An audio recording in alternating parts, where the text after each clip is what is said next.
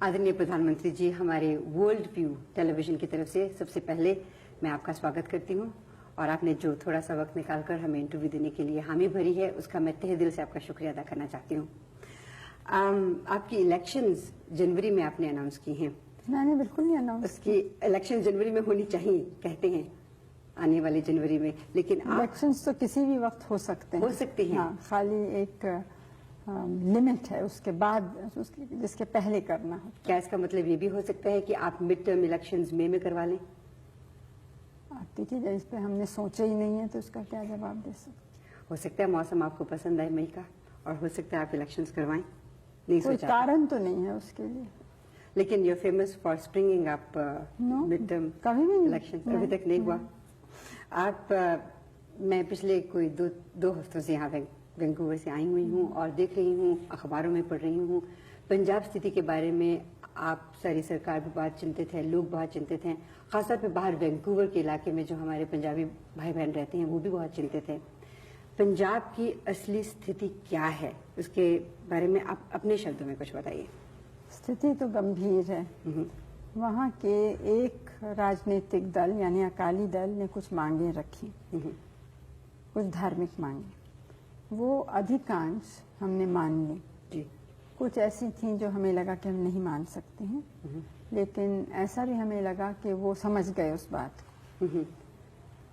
एक मांग ऐसी थी जो हमसे संबंधित इतनी नहीं थी, और वो दूसरे कुछ राज्य हैं भारत के, वहाँ के, और वहाँ के गुरुद्वारों के जैसे अपनी कमिटीज या बोर्ड्स हैं जिनका था, तो उस पे हमने कहा कि हमें कुछ खास एतराज नहीं है, लेकिन इन सब लोगों से बात करना होगा, स्टेट के क्या नियम हैं और ये सब देखना होगा। उसके बाद कुछ दूसरी मांगे राजनीतिक समझ सकते हैं, या जो भी पानी पर, जमीन पर। अब वो दूसरे राज्यों से संबंधित हैं जो आसपास के पड़ोस के राज्य हैं, तो जब तक वो भी राजी नहीं होंगे तब तक हम तो कुछ कह नहीं सकते। 2 दफे ऐसा एक अवार्ड या निर्णय हम दे चुके हैं। अच्छा। अब वो माना नहीं गया। अच्छा। तो अकेले हम फिर से दें तो उसका कुछ उससे चीज सुलझेगी कि नहीं, ये कह नहीं सकते।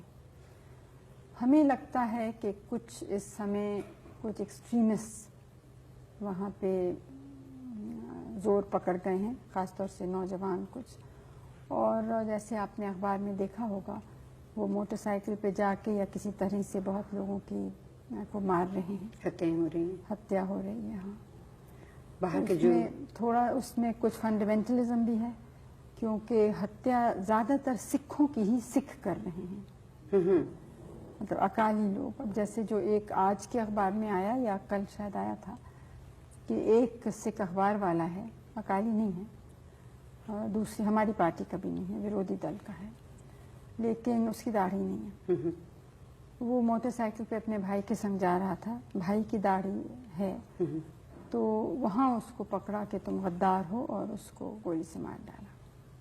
हालांकि वो सिख है। वो सिख ज्यादातर है, दूसरे भी हैं। जैसे हमारे यहाँ तो हरि धर्म में कई सेक्ट्स हो जाते हैं। बिल्कुल हो जाते हैं। तो अब निरंकारीज हैं कुछ, वो सिख तो पक्के हैं, लेकिन सिख होने के ऊपर वो उनकी ऐसी एक संस्था है जिसमें दूसरे लोग भी हैं, हिंदू, मुस्लिम, ईसाई, जो हर एक अपने धर्म का पालन करता है, लेकिन ये लोग संग मिलते हैं। आप उसको कह सकते हैं नेशनल इंटीग्रेशन की भावना से, या ये कि मिल के मेडिटेशन करते हैं, ऐसी प्रार्थनाएं करते हैं जिसमें सब जुड़ सकें। इसके माने नहीं कि अपना धर्म छोड़ा, लेकिन अपना धर्म भी है और उसके ऊपर कुछ चीज़ है जो दूसरे को से मिल के कर सकते हैं। आपको ये भी मालूम है कि हमारे देश में कोई किसी भी धर्म का हो, वो दूसरों का आदर करता है। बिल्कुल करता है। जैसे गुरुद्वारों में बहुत से हिंदू जाते हैं, मुस्लिम्स के दरगाह में भी हिंदू जाते हैं, मुस्लिम्स हिंदू मंदिरों में भी अक्सर जाते हैं। तो इस काफ़ी इन चीज़ों में यहाँ पे एक उदारता सी है, और इस उदारता को देखते हुए हैरानी होती है कि क्यों इस तरह के हो रहे हैं। जहाँ इतना बड़ा देश है, इतनी बड़ी जनसंख्या है, वहाँ ये प्रश्न कभी कभी उठते हैं। हमारी तो यही आशा है कि जो ठीक सोचने वाले हैं और राष्ट्र हित सोचने वाले हैं वो इसके ऊपर उठेंगे और किसी तरह से हम इसको सुलझा सकेंगे। बाहर रहने वाले जो भारतीय हैं, क्या आपके विचार में इसमें कुछ मदद कर सकते हैं? क्योंकि वो बहुत ज़्यादा एंग्शियस हो जाते हैं, बहुत ज़्यादा अपसेट हो जाते हैं जब इस तरह की वो खबरें पढ़ते हैं, सुनते हैं, देखते हैं।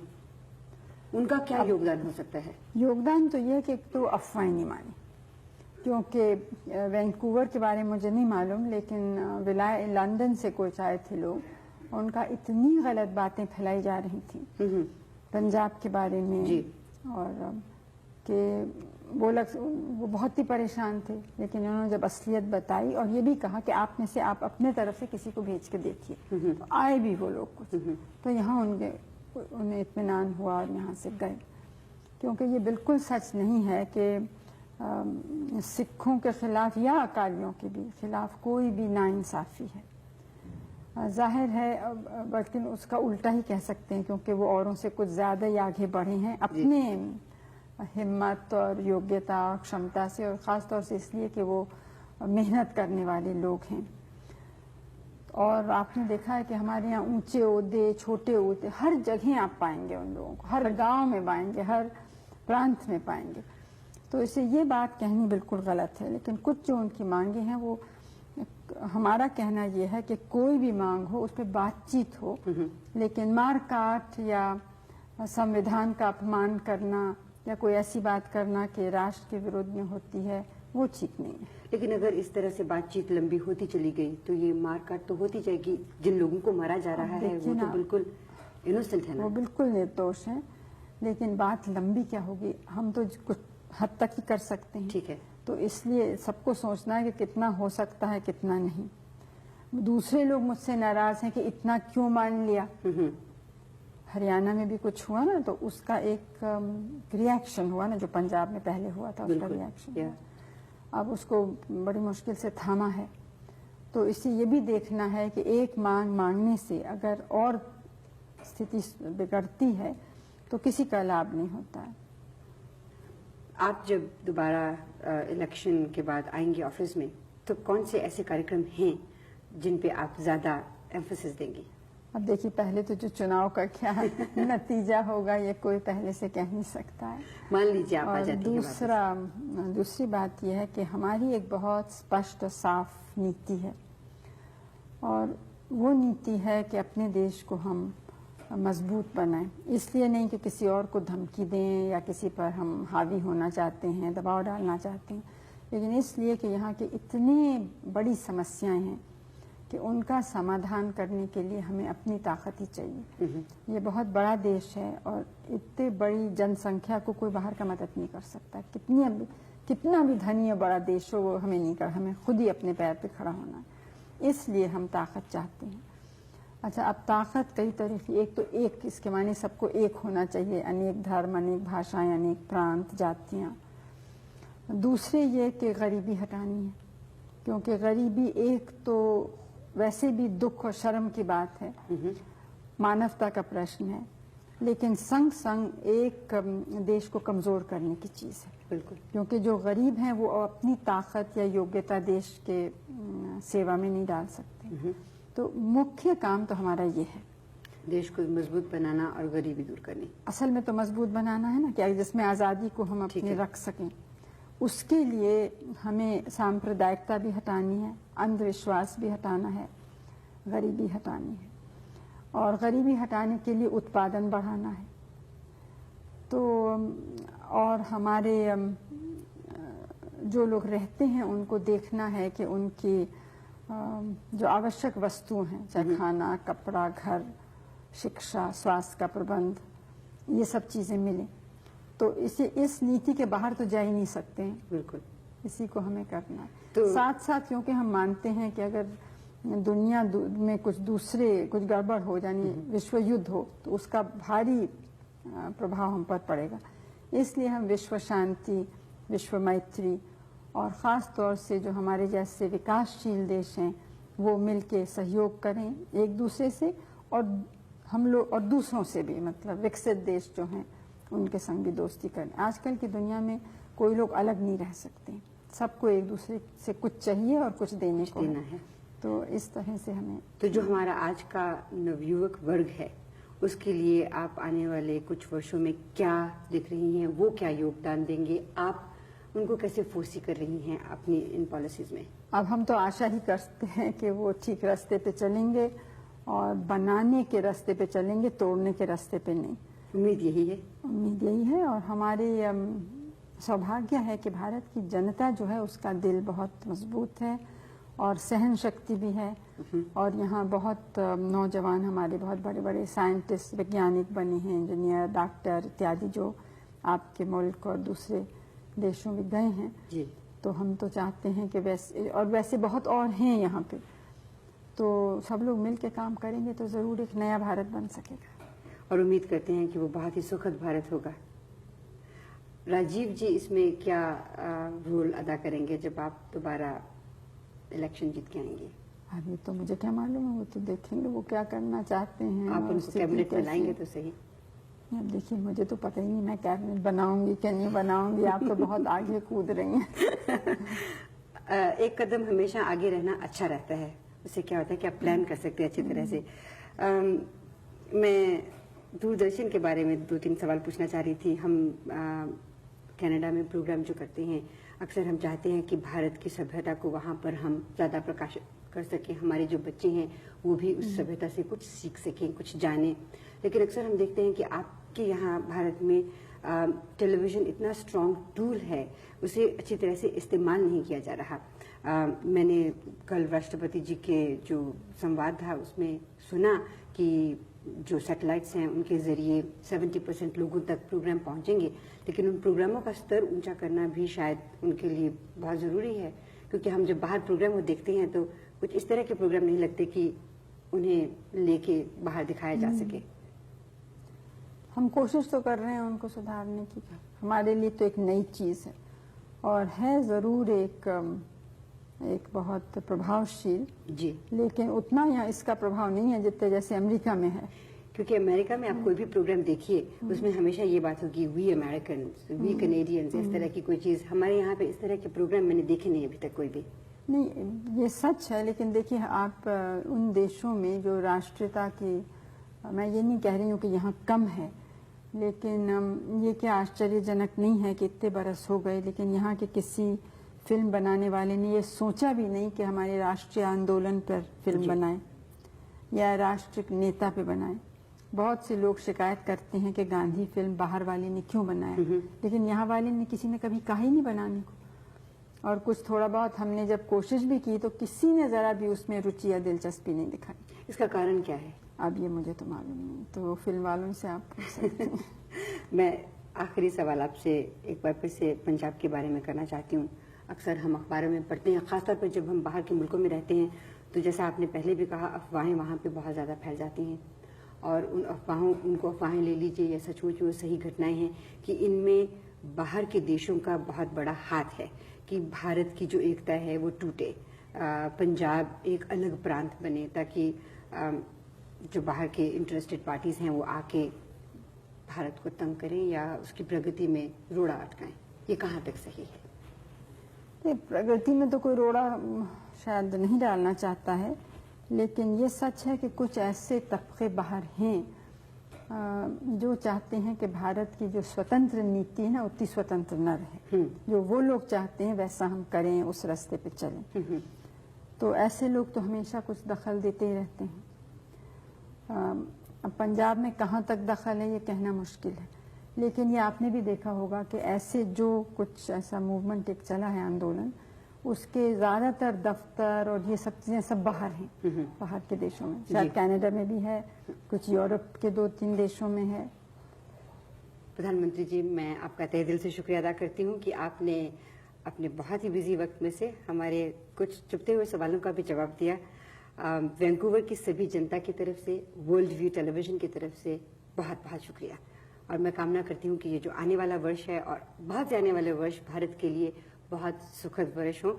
और आपको मुबारकबाद भी देना चाहती हूँ क्योंकि आपको नोबेल प्राइज के लिए नॉमिनेट किया गया है। मेरे तरफ से वैंकूवर के रहने वाले हमारे सब मित्रों को मेरी शुभकामनाएं। शुक्रिया। आदरणीय प्रधानमंत्री जी, हमारे वर्ल्ड व्यू टेलीविजन की तरफ से सबसे पहले मैं आपका स्वागत करती हूँ और आपने जो थोड़ा सा वक्त निकालकर हमें इंटरव्यू देने के लिए हामी भरी है, उसका मैं तहे दिल से आपका शुक्रिया अदा करना चाहती हूँ। आपकी इलेक्शंस जनवरी में आपने अनाउंस की हैं। मैंने बिल्कुल नहीं अनाउंस। उसकी इलेक्शन जनवरी में होनी चाहिए कहते हैं, आने वाले जनवरी में, लेकिन इलेक्शंस तो किसी भी वक्त हो सकते हैं। हो सकते हैं। हाँ, खाली एक लिमिट है, उसके बाद जिसके पहले करना हो। क्या इसका मतलब ये भी हो सकता है कि आप मिड टर्म इलेक्शंस मई में करवा लें? आप देखिए, इस पे हमने सोचा ही नहीं है तो इसका क्या जवाब दे सकते। हो सकता है मौसम आपको पसंद आए मई का, और हो सकता है आप इलेक्शंस करवाएं। नहीं कोई सोचा कारण तो नहीं है उसके लिए। लेकिन you are famous for springing up mid term कभी भी नहीं। इलेक्शंस। अभी तक नहीं हुआ। आप मैं पिछले कोई दो हफ्तों से यहाँ वैंकूवर से आई हुई हूँ और देख रही हूँ, अखबारों में पढ़ रही हूँ, पंजाब स्थिति के बारे में आप सारी सरकार भी बहुत चिंतित है, लोग बहुत चिंतित हैं, खासतौर पे बाहर वैंकूवर के इलाके में जो हमारे पंजाबी भाई बहन रहते हैं वो भी बहुत चिंतित है। पंजाब की असली स्थिति क्या है, उसके बारे में आप अपने शब्दों में कुछ बताइए। स्थिति तो गंभीर है। वहाँ के एक राजनीतिक दल यानी अकाली दल ने कुछ मांगे रखी, कुछ धार्मिक मांगे, वो अधिकांश हमने मान ली। जी। कुछ ऐसी थी जो हमें लगा कि हम नहीं मान सकते हैं, लेकिन ऐसा भी हमें लगा कि वो समझ गए उस बात को। एक मांग ऐसी थी जो हमसे संबंधित इतनी नहीं थी, और वो दूसरे कुछ राज्य हैं भारत के, वहाँ के, और वहाँ के गुरुद्वारों की जैसे अपनी कमिटीज या बोर्ड्स हैं उनका था। तो उस पे हमने कहा कि हमें कुछ खास एतराज़ नहीं है, लेकिन इन सब लोगों से बात करना होगा, स्टेट के क्या नियम हैं और ये सब देखना होगा। उसके बाद कुछ दूसरी मांगे राजनीतिक समझ सकते हैं, या जो भी पानी पर, जमीन पर। अब वो दूसरे राज्यों से संबंधित हैं जो आसपास के पड़ोस के राज्य हैं, तो जब तक वो भी राजी नहीं होंगे तब तक हम तो कुछ कह नहीं सकते। 2 दफे ऐसा एक अवार्ड या निर्णय हम दे चुके हैं। अच्छा। अब वो माना नहीं गया। अच्छा। तो अकेले फिर हम फिर से दें तो उसका कुछ उससे चीज़ सुलझेगी कि नहीं, ये कह नहीं सकते। हमें लगता है कि कुछ इस समय कुछ एक्सट्रीमिस्ट वहाँ पे जोर पकड़ गए हैं, ख़ासतौर से नौजवान कुछ। और जैसे आपने अखबार में देखा होगा, वो मोटरसाइकिल पे जाके या किसी तरह से बहुत लोगों को मार रहे हैं, हत्याएं हो रही हैं, हत्या हो रही है। हाँ, बाहर के जो थोड़ा उसमें कुछ फंडामेंटलिज्म भी है, क्योंकि हत्या ज़्यादातर सिखों की ही सिख कर रहे हैं, मतलब अकाली लोग। अब जैसे जो एक आज के अखबार में आया या कल शायद आया था कि एक सिख अखबार वाला है, अकाली नहीं है, दूसरी हमारी पार्टी का भी नहीं है, विरोधी दल का है, लेकिन उसकी दाढ़ी नहीं है। वो मोटरसाइकिल पे अपने भाई के संग जा रहा था, भाई की दाढ़ी है, तो वहाँ उसको पकड़ा कि तुम गद्दार हो और उसको गोली से मार डाला।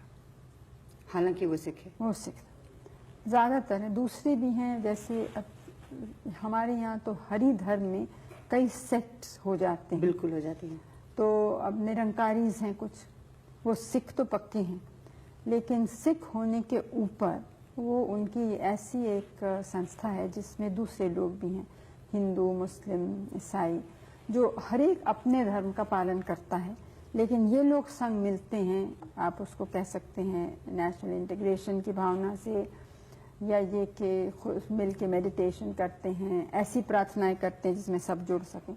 इसके माने नहीं कि अपना धर्म छोड़ा, लेकिन अपना धर्म भी है और उसके ऊपर कुछ चीज़ है जो दूसरों को से मिल के कर सकते हैं। आपको ये भी मालूम है कि हमारे देश में कोई किसी भी धर्म का हो, वो दूसरों का आदर करता है। बिल्कुल करता है। जैसे गुरुद्वारों में बहुत से हिंदू जाते हैं, मुस्लिम्स के दरगाह में भी हिंदू जाते हैं, मुस्लिम्स हिंदू मंदिरों में भी अक्सर जाते हैं। तो इस काफ़ी इन चीज़ों में यहाँ पे एक उदारता सी है, और इस उदारता को देखते हुए हैरानी होती है कि क्यों इस तरह के हो रही अब है। जहाँ इतना बड़ा देश है, इतनी बड़ी जनसंख्या है, वहाँ ये प्रश्न कभी कभी उठते हैं। हमारी तो यही आशा है कि जो ठीक सोचने वाले हैं और राष्ट्र हित सोचने वाले हैं, वो इसके ऊपर उठेंगे और किसी तरह से हम इसको सुलझा सकेंगे। बाहर रहने वाले जो भारतीय हैं, क्या आपके विचार में इसमें कुछ मदद कर सकते हैं? क्योंकि वो बहुत ज़्यादा एंक्शस हो जाते हैं, बहुत ज़्यादा अपसेट हो जाते हैं जब इस तरह की वो खबरें पढ़ते हैं, सुनते हैं, देखते हैं। उनका क्या योगदान हो सकता है? योगदान तो ये है कि एक तो अफवाहें नहीं माने, क्योंकि वैंकूवर के बारे में मुझे नहीं मालूम, लेकिन लंदन से कुछ आए थे लोग, उनका इतनी गलत बातें फैलाई जा रही थी पंजाब के बारे में, और कि वो बहुत ही परेशान थे। लेकिन उन्होंने जब असलियत बताई और ये भी कहा कि आप में से आप अपने तरफ से किसी को भेज के देखिए, तो आए भी वो लोग कुछ, तो यहाँ उन्हें इत्मीनान हुआ और यहाँ से गए। क्योंकि ये बिल्कुल सच नहीं है कि सिखों के खिलाफ या अकालियों के भी खिलाफ कोई भी नाइंसाफ़ी है। जाहिर है, बल्कि उसका उल्टा ही कह सकते हैं, क्योंकि वो औरों से कुछ ज़्यादा ही आगे बढ़े हैं अपने हिम्मत और योग्यता और क्षमता से, और ख़ास तौर से इसलिए कि वो मेहनत करने वाले लोग हैं। और आपने देखा है कि हमारे यहाँ ऊंचे ओहदे, छोटे ओहदे, हर जगह आप पाएंगे उन लोगों को, हर गांव में पाएंगे, हर प्रांत में पाएंगे। तो इसे ये बात कहनी बिल्कुल गलत है। लेकिन कुछ जो उनकी मांगे हैं, वो हमारा कहना ये है कि कोई भी मांग हो उस पर बातचीत हो, लेकिन मार काट या संविधान का अपमान करना या कोई ऐसी बात करना कि राष्ट्र के विरोध में होती है, वो ठीक नहीं है। लेकिन अगर इस तरह से बातचीत लंबी होती चली गई तो ये मारकाट तो होती जाएगी। जिन लोगों को मारा जा रहा है वो तो बिल्कुल इनोसेंट है ना? वो बिल्कुल निर्दोष है। लेकिन बात लंबी क्या होगी, हम तो कुछ हद तक ही कर सकते हैं। ठीक है। तो इसलिए सबको सोचना है कि कितना हो सकता है, कितना नहीं। दूसरे लोग मुझसे नाराज हैं कि इतना क्यों मान लिया। हरियाणा में भी कुछ हुआ ना, तो उसका एक रिएक्शन हुआ ना, जो पंजाब में पहले हुआ था, उसका रिएक्शन अब उसको बड़ी मुश्किल से थामा है। तो इसे ये भी देखना है कि एक मांग मांगने से अगर और स्थिति बिगड़ती है तो किसी का लाभ नहीं होता है। आप जब दोबारा इलेक्शन के बाद आएंगे ऑफिस में, तो कौन से ऐसे कार्यक्रम हैं जिन पे आप ज्यादा एम्फेसिस देंगी? अब देखिए, पहले तो जो चुनाव का क्या नतीजा होगा ये कोई पहले से कह नहीं सकता है। मान लीजिए आप आ जाती हैं। दूसरी बात यह है कि हमारी एक बहुत स्पष्ट और साफ नीति है, और वो नीति है कि अपने देश को हम मजबूत बनाएं। इसलिए नहीं कि किसी और को धमकी दें या किसी पर हम हावी होना चाहते हैं, दबाव डालना चाहते हैं, लेकिन इसलिए कि यहाँ की इतनी बड़ी समस्याएं हैं कि उनका समाधान करने के लिए हमें अपनी ताकत ही चाहिए। ये बहुत बड़ा देश है और इतने बड़ी जनसंख्या को कोई बाहर का मदद नहीं कर सकता। कितना भी धनी और बड़ा देश हो, वो हमें नहीं कर, हमें खुद ही अपने पैर पे खड़ा होना है। इसलिए हम ताकत चाहते हैं। अच्छा, अब ताकत कई तरह की, एक तो एक, इसके माने सबको एक होना चाहिए, अनेक धर्म, अनेक भाषाएं, अनेक प्रांत, जातियाँ। दूसरे ये कि गरीबी हटानी है, क्योंकि गरीबी एक तो वैसे भी दुख और शर्म की बात है, मानवता का प्रश्न है, लेकिन संग संग एक देश को कमज़ोर करने की चीज़ है। बिल्कुल। क्योंकि जो गरीब हैं वो अपनी ताकत या योग्यता देश के सेवा में नहीं डाल सकते। तो मुख्य काम तो हमारा ये है, देश को मजबूत बनाना और गरीबी दूर करनी। असल में तो मजबूत बनाना है ना, क्या जिसमें आज़ादी को हम अपने रख सकें। उसके लिए हमें सांप्रदायिकता भी हटानी है, अंधविश्वास भी हटाना है, गरीबी हटानी है, और गरीबी हटाने के लिए उत्पादन बढ़ाना है। तो और हमारे जो लोग रहते हैं उनको देखना है कि उनकी जो आवश्यक वस्तुएं हैं, चाहे खाना, कपड़ा, घर, शिक्षा, स्वास्थ्य का प्रबंध, ये सब चीज़ें मिलें। तो इस नीति के बाहर तो जा ही नहीं सकते हैं। बिल्कुल, इसी को हमें करना है। तो साथ साथ क्योंकि हम मानते हैं कि अगर दुनिया में कुछ गड़बड़ हो, यानी विश्व युद्ध हो, तो उसका भारी प्रभाव हम पर पड़ेगा। इसलिए हम विश्व शांति, विश्व मैत्री, और ख़ास तौर से जो हमारे जैसे विकासशील देश हैं वो मिलके सहयोग करें एक दूसरे से, और हम लोग और दूसरों से भी, मतलब विकसित देश जो हैं उनके संग भी दोस्ती करें। आजकल की दुनिया में कोई लोग अलग नहीं रह सकते, सबको एक दूसरे से कुछ चाहिए और कुछ देने को है। तो इस तरह से हमें, तो जो हमारा आज का नवयुवक वर्ग है उसके लिए आप आने वाले कुछ वर्षों में क्या देख रही हैं, वो क्या योगदान देंगे? आप उनको कैसे फोर्सी कर रही हैं अपनी इन पॉलिसीज में? अब हम तो आशा ही करते हैं कि वो ठीक रास्ते पे चलेंगे और बनाने के रास्ते पे चलेंगे, तोड़ने के रास्ते पे नहीं। उम्मीद यही है। उम्मीद यही है और हमारी सौभाग्य है कि भारत की जनता जो है उसका दिल बहुत मजबूत है और सहन शक्ति भी है। और यहाँ बहुत नौजवान हमारे बहुत बड़े बड़े साइंटिस्ट, वैज्ञानिक बने हैं, इंजीनियर, डॉक्टर इत्यादि, जो आपके मुल्क और दूसरे देशों में गए हैं जी। तो हम तो चाहते हैं कि वैसे बहुत और हैं यहाँ पे, तो सब लोग मिल के काम करेंगे तो जरूर एक नया भारत बन सकेगा। और उम्मीद करते हैं कि वो बहुत ही सुखद भारत होगा। राजीव जी इसमें क्या रोल अदा करेंगे जब आप दोबारा इलेक्शन जीत के आएंगे? अभी तो मुझे क्या मालूम है, वो तो देखेंगे वो क्या करना चाहते हैं। आप उनको कैबिनेट में लाएंगे तो सही। अब देखिए, मुझे तो पता ही नहीं मैं कैबिनेट बनाऊंगी कि नहीं बनाऊंगी। आप तो बहुत आगे कूद रही हैं। एक कदम हमेशा आगे रहना अच्छा रहता है। उससे क्या होता है कि आप प्लान कर सकते हैं अच्छी तरह से। मैं दूरदर्शन के बारे में 2-3 सवाल पूछना चाह रही थी। हम कनाडा में प्रोग्राम जो करते हैं, अक्सर हम चाहते हैं कि भारत की सभ्यता को वहाँ पर हम ज़्यादा प्रकाशित कर सकें, हमारे जो बच्चे हैं वो भी उस सभ्यता से कुछ सीख सकें, कुछ जानें। लेकिन अक्सर हम देखते हैं कि आपके यहाँ भारत में टेलीविज़न इतना स्ट्रॉन्ग टूल है, उसे अच्छी तरह से इस्तेमाल नहीं किया जा रहा। मैंने कल राष्ट्रपति जी के जो संवाद था उसमें सुना कि जो सैटेलाइट्स हैं उनके ज़रिए 70% लोगों तक प्रोग्राम पहुंचेंगे, लेकिन उन प्रोग्रामों का स्तर ऊंचा करना भी शायद उनके लिए बहुत ज़रूरी है। क्योंकि हम जब बाहर प्रोग्राम को देखते हैं तो कुछ इस तरह के प्रोग्राम नहीं लगते कि उन्हें लेके बाहर दिखाया जा सके।